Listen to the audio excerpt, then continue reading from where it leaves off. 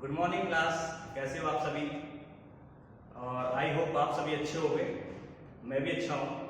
तो हम डिस्कस करते हैं ऑर्डर डिटरमाइन करने के हम मेथड डिस्कस कर रहे थे, जिसमें से हमने कल जो डिस्कस किया था वो इनिशियल रेट लॉ के हिसाब से हमने ऑर्डर को डिटरमाइन किया था। फिर मैंने आपसे बोला था कि कल हम जो डिस्कस करेंगे नेक्स्ट लेक्चर में वो क्या करेंगे, ग्राफिकल मेथड से हम देखेंगे कि ऑर्डर को कैसे डिटरमाइन करते हैं। तो जिसमें कि ग्राफिकल मेथड में फर्स्ट हम जो डिटरमाइन करते हैं किस किस के बीच में हम ग्राफ देखेंगे, rate versus concentration of reactant. फिर हम सेकंड जो हम देखेंगे ग्राफ वो किसका देखेंगे, concentration of reactant and time के बीच में, कि टाइम के हिसाब से हमारी कॉन्सेंट्रेशन किसी भी रिएक्टेंट की कैसे चेंज होती है। फिर थर्ड हम जो ग्राफ देखेंगे वो किसका देखेंगे, हम थर्ड ग्राफ जो है अपना जो हाफ लाइफ होती है अपनी जो रेक्टेंट की, उसके बेस पे हम देखेंगे। तो फर्स्ट तो हम स्टार्ट करते हैं यहीं से, rate versus concentration of reactant. आपको रेट वगैरह सब लिखना आता ही है, हम सब डिस्कस कर चुके हैं। तो मैं कुछ ग्राफ से आपको बना रहा हूँ, आप मुझे ग्राफ देख के आप बताओगे कि ये कौन सी ऑर्डर की रिएक्शन है। जैसे फर्स्ट ग्राफ मैं आपको यहाँ बनाता हूँ।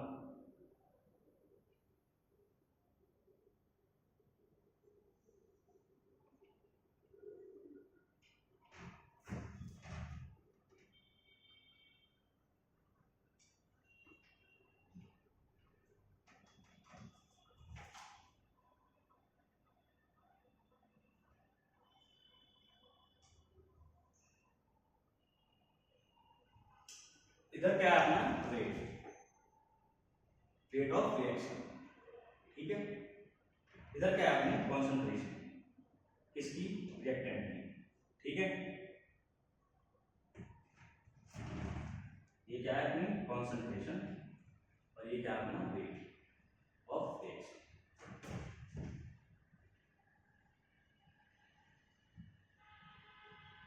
ठीक है, कॉन्सेंट्रेशन ऑफ रिएक्टेंट, ठीक।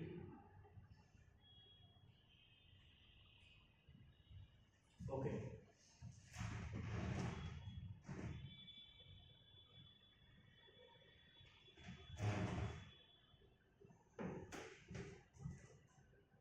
ये मैंने कुछ ग्राफ प्लॉट किए हैं। आप इनको देख के आप क्या बता सकते हैं कि ये कौन से ऑर्डर का, ये कौन से ऑर्डर की रिएक्शन है, ये कौन से ऑर्डर की रिएक्शन है, या ये कौन से ऑर्डर की रिएक्शन है।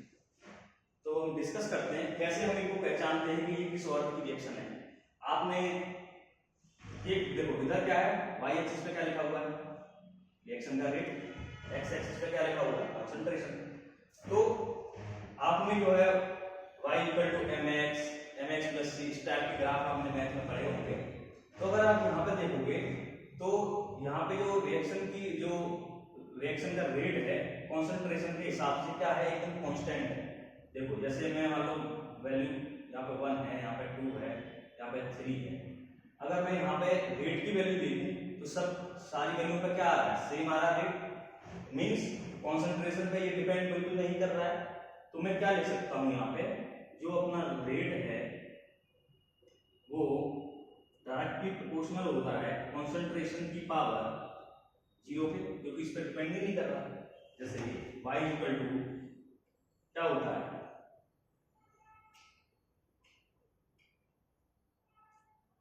kx मान, ठीक। अब जब मेरा जो है y जो है x क्या है, x की किसी भी वैल्यू पे ये जो है चेंज नहीं हो रहा है, मींस x की वैल्यू क्या है यहाँ पे 0। तो y इक्वल टू क्या आ गया, एकदम कांस्टेंट आ गया। मैं y की वैल्यू कुछ भी चेंज करता रहूंगा तो ये कांस्टेंट ही वैल्यू आ रही है। तो ऐसे कॉन्सेंट्रेशन की वैल्यू 1 2 3 कुछ भी बढ़ाता जा रहा हूँ, लेकिन अपना रेट ऑफ रिएक्शन क्या है, सेम आ रहा है। तो इसको क्या लिख सकते हैं, y equal to a concentration की बात 0, मतलब इस पर डिपेंड ही नहीं कर रहा। तो रेट क्या आ गया, कांस्टेंट आ गया, ठीक। तो अब यहां से देखोगे एक्चुअली हमारा ऑर्डर क्या है, हमें यहाँ पर ऑर्डर निकालना है। मैंने क्या बताया, जितनी भी कॉन्सेंट्रेशन की जो पावर होती है उनका सम होता है। यहाँ पे क्या है 0, पावर क्या है 0 ओनली। तो ये किस ऑर्डर की रिएक्शन हो गई, अपने 0। अब यहाँ पे देखिए ये किस टाइप का ग्राफ है, ये y equal to mx type का ग्राफ है, ठीक है। मतलब r जैसे जैसे आप जो है कॉन्सेंट्रेशन की पावर यहाँ से वैल्यू बढ़ाते जाओगे तो रिएक्शन की रेट की भी पावर बढ़ती रहेगी। तो ये मतलब रिएक्शन के कॉन्सेंट्रेशन पर डिपेंड कर रहा है।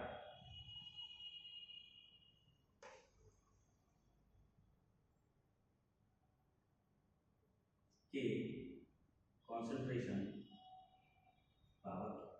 यहां से ऑर्डर कैसे आएगा, तो ये कौन सी है, फर्स्ट ऑर्डर की रिएक्शन का ग्राफ ये। अब यहां देखो, यहां कैसे डिपेंड कर रहा है, parabola y equal to x square के हिसाब से बना हुआ है, पैराबोला के हिसाब से। तो जो अपनी रेट है वो कॉन्सेंट्रेशन का स्क्वायर है, तो r इक्वल टू के कॉन्सेंट्रेशन पावर स्क्वायर। तो यहां से हम ऑर्डर देखेंगे तो क्या होगा,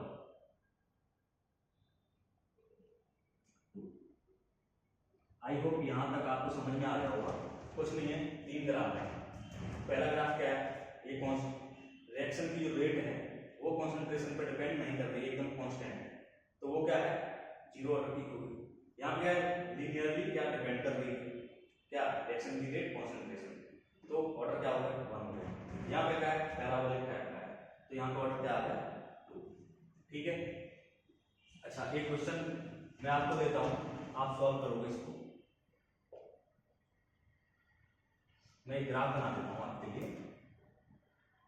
यहाँ पे आपको ऑर्डर ही निकालना है, फाइंड ऑर्डर।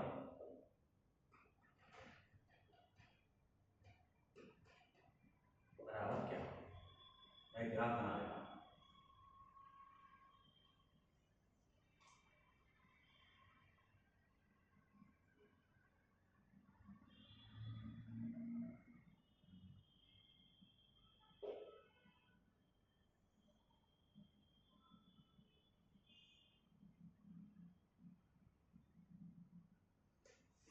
आप इसको सॉल्व कीजिए। यहाँ पर रेट ऑफ रिएक्शन दे रखी है, मैंने ग्राफ दे रखा है, कॉन्सेंट्रेशन का रूप मैंने दे रखा है, आपको ऑर्डर निकालना, ट्राई कीजिए।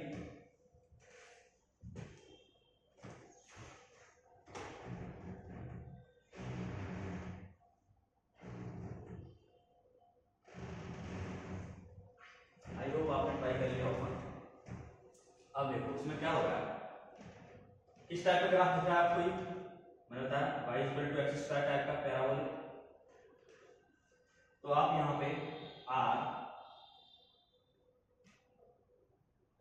कॉन्सेंट्रेशन की पावर स्क्वायर करोगे, ठीक है, r equal to k concentration कैसे दे रखी है आपको, रूट में दे रखी है, इसका स्क्वायर करोगे, तो यहां से आप क्या पाओगे, r equal to k into concentration. आप रूट का स्क्वायर करोगे तो क्या है, रूट यहां से हट जाएगा, तो यहाँ पे ऑर्डर कितना आएगा, ऑर्डर कितना आएगा, पावर कितनी लिखी है, 1, तो ऑर्डर कितना आएगा, 1। आई होप आपको समझ में आ गया होगा कि हमें क्वेश्चन किस टाइप से करना है। ग्राफ का अगर आता है तो हमें जो रेट ऑफ रिएक्शन लिखी हुई है कॉन्सेंट्रेशन की, उस पर डिपेंडेंसी देखनी है कि किस टाइप से डिपेंडेंट है। y equal to x square के हिसाब से यहाँ पे डिपेंड है, लेकिन इसमें रूट दे रखा है, तो इसका स्क्वायर करेंगे तो रूट हट जाएगा, तो पावर कितनी आ जाएगी, 1। तो ऑर्डर भी क्या रहेगा हमारा, 1। आई होप आपको समझ में आ गया होगा। नेक्स्ट हम चलते हैं सेकंड पॉइंट, इस पे बी पॉइंट पे।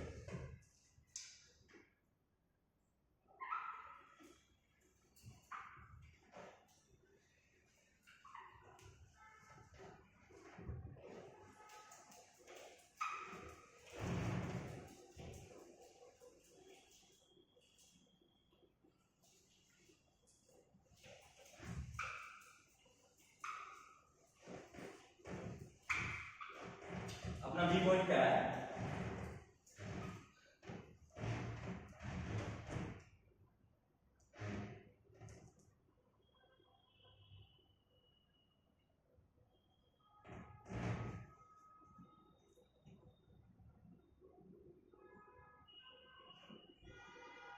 concentration of reactant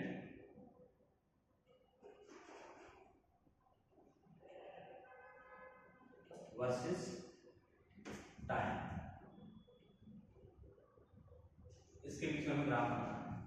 अभी कॉन्सेंट्रेशन रिएक्टेंट की कौन सी है, जो आफ्टर डिसोसिएशन जो रह जाती है, जैसे आपने पढ़े होंगे आफ्टर डिसोसिएशन वाले अपने जो फॉर्मूले हैं वो आपने पढ़े होंगे, लास्ट लेक्चर्स में हमने डिस्कस किए हैं। तो मैं कुछ ग्राफ बना देता हूँ, आप उन ग्राफ को देख के बताओ कि ये कौन सा ऑर्डर क्रिएशन है। यहाँ पे क्या है, कॉन्सेंट्रेशन ऑफ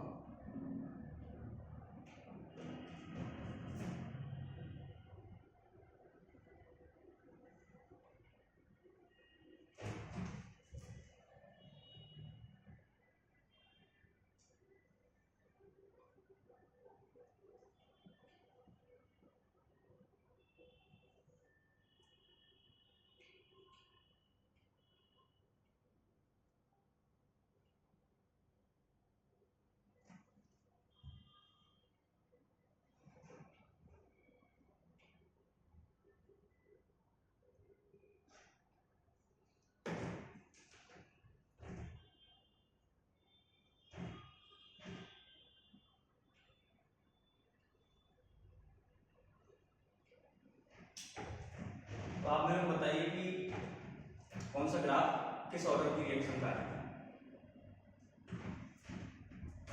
आई होप आपको समझ में आ रहा होगा कि इस वाले ग्राफ को देख के अगर आपको रिलेशन आपको याद है तो आपको ये पक्का समझ में आ रहा होगा कि ये किसका है, फर्स्ट ऑर्डर रिएक्शन का है। किसका है ये, फर्स्ट ऑर्डर रिएक्शन का।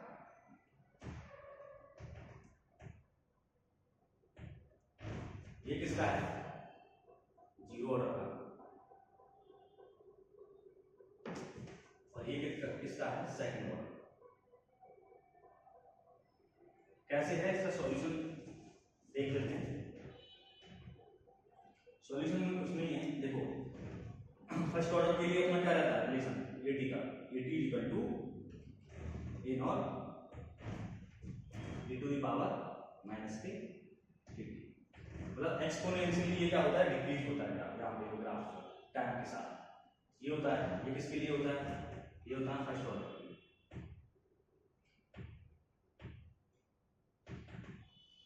सेकंड क्या है अपना, जीरो ऑर्डर है। जीरो ऑर्डर के लिए आपको पता है A T equal to A naught minus K T. ये किसका है, जीरो ऑर्डर का। इसमें माइनस के टी आ रहा है, तो इसको y इक्वल टू, इसको आप यहाँ पे करोगे तो ये कैसे हो रहा है, y equal to c minus K mx type का हो रहा है। मतलब पॉजिटिव क्या इंटरसेप्ट, लेकिन इसकी स्लोप क्या है, नेगेटिव। तो ये क्या होगा, जीरो टाइप का होगा, जीरो ऑर्डर का होगा। ठीक है, ये आपको समझाने के लिए लिख देता हूं। अब सेकंड ऑर्डर की रिएक्शन में क्या होता है, A T equal to 1 A naught plus K T. ये कैसा है, y equal to mx plus c। इसमें c क्या है, वो भी पॉजिटिव है, ये वाला इंटरसेप्ट, और इसकी स्लोप क्या है, वो भी पॉजिटिव है। तो ये सेकंड ऑर्डर का ग्राफ है। इसका सॉल्यूशन हो गया। आपको आई होप अच्छे से समझ में आ गया होगा कि कॉन्सेंट्रेशन ऑफ रिएक्टेंट अगर आपको दे रखी है यहाँ पे और टाइम दे रखा है तो कौन सा ग्राफ किसका रहेगा, ये सेकंड ऑर्डर का रहेगा। क्वांटिटी आपको अगर ये फॉर्मूले या ये आपको पता है रिलेशंस ए टी और टी के बीच में, तो आपको ये हो जाएगा आपसे।